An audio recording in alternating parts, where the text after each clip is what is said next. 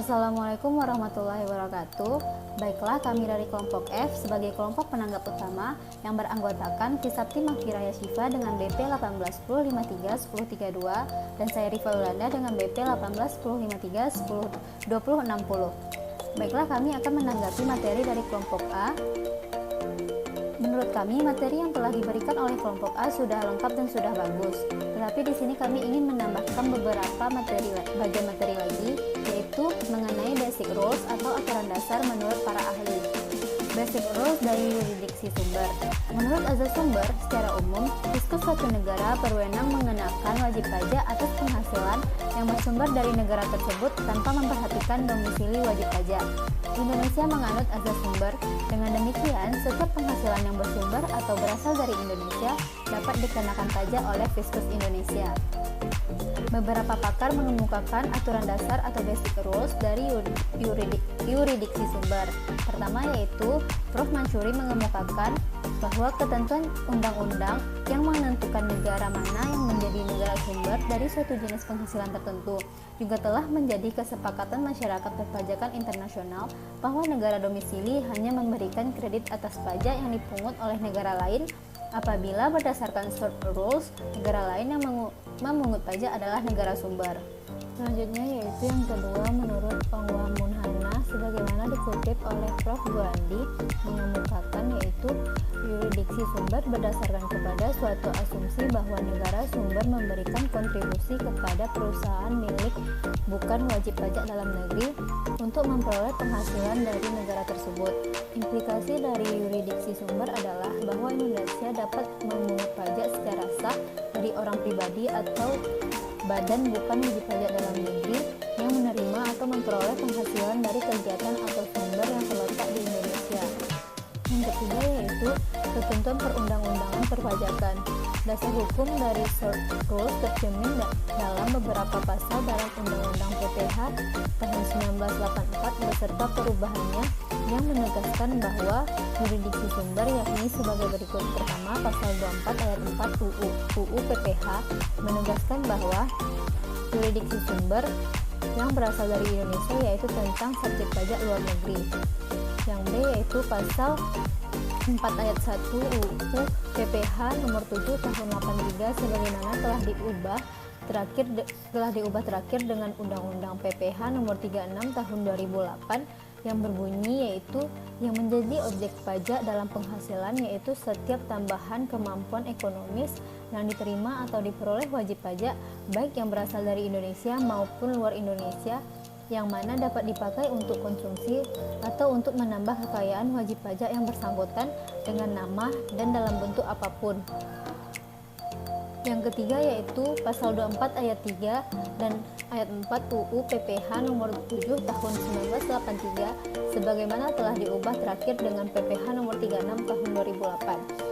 Dan yang keempat yaitu pasal 26 ayat 1 UU PPH nomor 7 tahun 93 sebagaimana yang telah diubah terakhir dengan UU PPH nomor 36 tahun 2008. Yaitu dalam penjelasan pasal 26 ayat 1 ini diterangkan bahwa setiap penghasilan yang diterima oleh wajib pajak luar negeri dari Indonesia, undang-undang ini menganut dua sistem pengenaan pajak. Pertama, pemenuhan sendiri kewajiban perpajakan bagi wajib pajak luar negeri yang menjalankan usaha atau melakukan kegiatan melalui suatu bentuk usaha tetap di Indonesia dan pemotongan pajak oleh pihak yang wajib membayar bagi wajib pajak luar negeri lainnya. Ketentuan ini mengatur tentang pemotongan atas penghasilan yang bersumber dari Indonesia.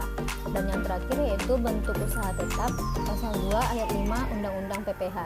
Menurut Mansuri, apabila penghasilan dari usaha di negeri sumber itu diterima atau diperoleh melalui sarana yang disebut dengan BUT, maka negara sumber berhak untuk memungut pajak atas penghasilan dari usaha yang diterima atau diperoleh oleh pribadi atau badan yang merupakan wajib pajak dalam negeri di negara lain.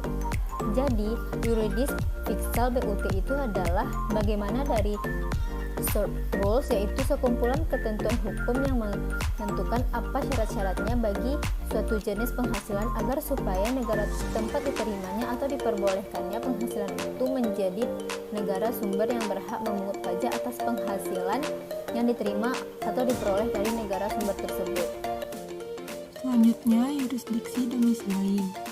Menurut beberapa ahli perpajakan yang mengemukakan aturan dasar dari yurisdiksi domisili, yang pertama menurut Westberg, beliau menyatakan bahwa yurisdiksi pemajakan berdasarkan tempat tinggal di antara lain berdasarkan prinsip manfaat, yang berarti hak pemajakan terjadi di mana tempat wajib pajak mendapatkan manfaatnya dari kesejahteraan sosial, pendidikan, budaya, dan kegiatan pemerintah lainnya yang dibayar dari pajak yang diterima oleh pemerintah. David R. Tillinghast menyatakan bahwa secara umum, sebuah negara berwenang mengenakan pajak pada dua basis penentuan, yaitu status pembayar pajak dan sumber penghasilan. Selanjutnya, ketentuan perundang-undangan perpajakan. Indonesia menganut asas domisili dengan ketentuan perundang-undangan perpajakan Indonesia menetapkan time test yaitu 183 hari. Yurisdiksi domisili diatur dalam pasal 2 ayat 3 Undang-Undang PPH tahun 1984 tentang subjek pajak PPH, yakni orang pribadi, yurisdiksi WPOP didasarkan pada status personal, kaitan ekonomis, kepemilikan kekayaan yang terletak di negara pemungut, dan untuk badan, yurisdiksi wajib pajak didasarkan pada tempat pendirian dan tempat kedudukan. Untuk ketentuan mengenai subjek pajak berikutnya telah dijelaskan secara rinci oleh kelompok penyaji. Selanjutnya, perbedaan yang mendasar dan penting di antara kedua subjek pajak dalam negeri dan luar negeri terletak pada pemenuhan kewajiban perpajakannya. Di antara lain, subjek perpajakan dalam negeri dikenakan pajak atas penghasilan, baik yang diterima maupun diperoleh dari Indonesia atau dari luar negeri. Sementara itu, subjek pajak luar negeri dikenakan pajak hanya atas penghasilan yang berasal dari sumber penghasilan yang ada di Indonesia.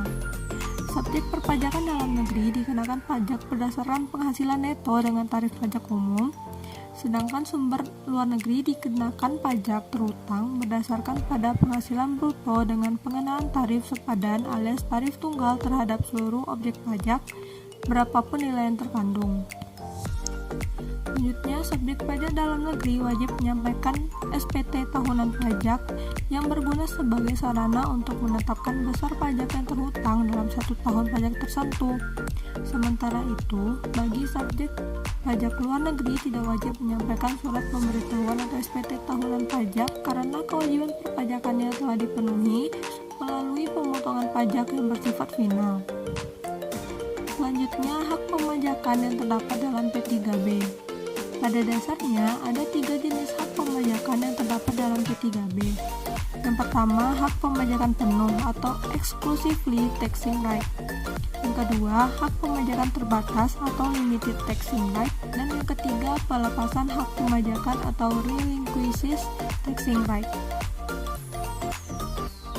Masing-masing poin dijelaskan dalam yang pertama, suatu negara diberikan hak untuk mengenakan pajak atas suatu penghasilan penduduk negara lain yang bersumber dari negaranya sepenuhnya sesuai undang-undang domestik negara tersebut tanpa adanya pembatasan. Yang kedua, suatu negara diberikan hak untuk mengenakan pajak atas suatu penghasilan penduduk negara lainnya yang bersumber dari negara tersebut namun ada pembatasan tarif. Apabila tarif undang-undang domestik lebih tinggi dari tarif yang sudah ditentukan P3B, maka tarif yang ditentukan P3B lah yang digunakan. Untuk poin ketiga, suatu negara melepas hak pemajakannya atas suatu penghasilan yang bersumber dari negaranya dan merelakan penghasilan tersebut dipajaki negara lain sesuai dengan undang-undang domestik negara tersebut. Baiklah, sekian penjelasan dari kami. Mohon maaf apabila ada kesalahan dan kekurangan. Kami akhiri. Assalamualaikum warahmatullahi wabarakatuh.